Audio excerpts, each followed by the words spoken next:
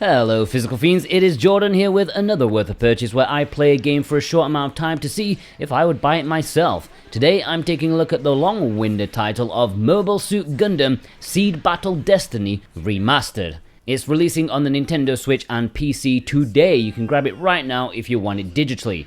But this is Physical Paradise and I only care about physical media, and this does have a physical release on Nintendo Switch if you check the links down below in the description and pinned comments. It's not going to be one that you find if you walk into your local Best Buy though, so I will explain more about that later in the video. Pay attention if you want it. First, I need to talk about what the game actually is.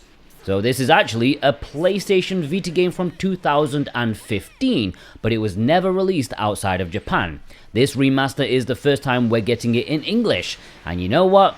It plays like a PlayStation Vita game from 2015. This is a remaster, but don't expect much outside of the original gameplay and looking a bit nicer. So I don't really follow the Gundam series in anything outside of playing games occasionally, but this follows various Gundam storylines and you go through them, the set pieces, the missions, sorties and stuff, but not as the main characters. You have to make up your own pilot as well as an ally. You can choose from different faces who have their own stats and passive abilities. And then you jump into the missions, mostly story-based following the plot, but also side missions and harder missions of ones you've already conquered.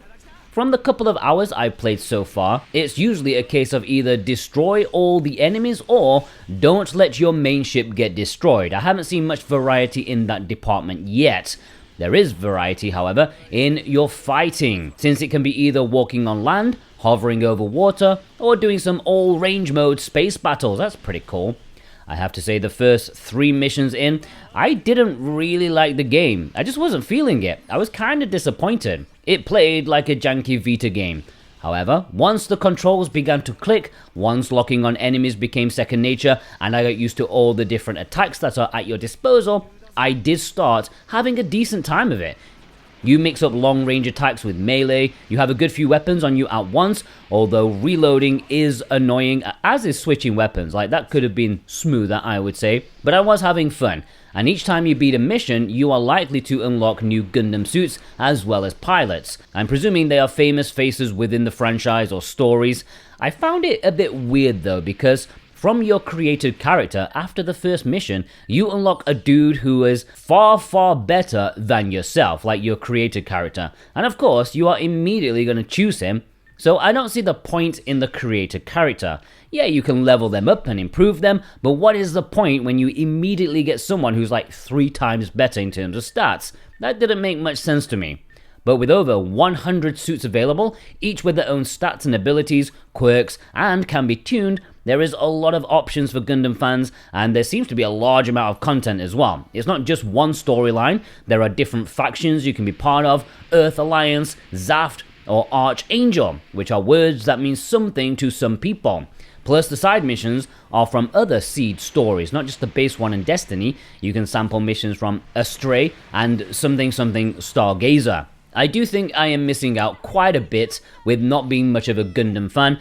I enjoyed the gameplay enough, but I think I'd bond with the game a lot more if I cared enough to know who these people are or what's going on. So if you are not a Gundam fan, I do err on the side of precaution, but it is a solid time regardless. Visually, I have to say, it is not particularly impressive. I mean, it's a game that shows the fact it was a Vita game. The mechs themselves are solid, nicely detailed, clear enough, but the environments are rough, barren and boring for the most part. I do appreciate there are a good set of different environments, even early on, like a desert, a city, space, water, stuff like that, but there's not much to them. It's just emptiness. That is my biggest criticism of the game. Now, before I get into the physical release, if you are new here, thanks to searching for this game on YouTube, or maybe the website recommended it to you, and you do like good old physical media, well, this is the best place to be. Subscribe, okay? It'll be the best thing you do today. Plus, the bigger this channel is, the more publishers will pay attention to the demand for physical media. We gotta keep it going, and you gotta do your bit. Subscribe. Alright, so the physical release for this is only on Nintendo Switch, and it is only available in Japan and Southeast Asia. There is no Western physical release. However, These Japanese and Asian physicals do have English, alongside Japanese and both Chinese variants, and they will play on any Nintendo Switch console, so you can import it and play it, enjoy it in English. In Japan, it appears there is also going to be a collector's edition, which comes with an acrylic stand with many swappable mechs and pilots, so I think you can only display one at a time, but you do have a lot of options, I'm guessing. Anyways, if you want to import the standard edition, you can do so via the links in the description and pinned comment. I've linked to both the Japanese and Southeast Asian versions at different stores where applicable. If you purchase from VGP, you can get free worldwide shipping on orders over 70 Canadian bucks. That's like 53 American dollars, and this game is 36 American dollars there. If you purchase from Play Asia, you can get 5% off with my code Jordan2025. The Asian English cover version is 40 American dollars, so 38 with my code. It's a bit more expensive, but you got to pay extra for that English cover. The Japanese cover version is cheaper at 32 American dollars with my code. Pick whichever one you want. Either way, it massively helps support me in the best way possible, and I do truly thank you from the bottom of my heart. Would I buy this myself?